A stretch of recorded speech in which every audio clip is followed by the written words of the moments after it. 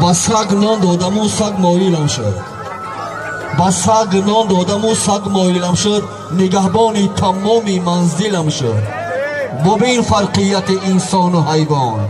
با انسان خوبی کردم قاتلم شد. پاره نانی که دادم سگ قناعت میکند. پاره نانی که دادم سگ قناعت میکند. نصف جان دادم به دوستم باز خیانت میکند.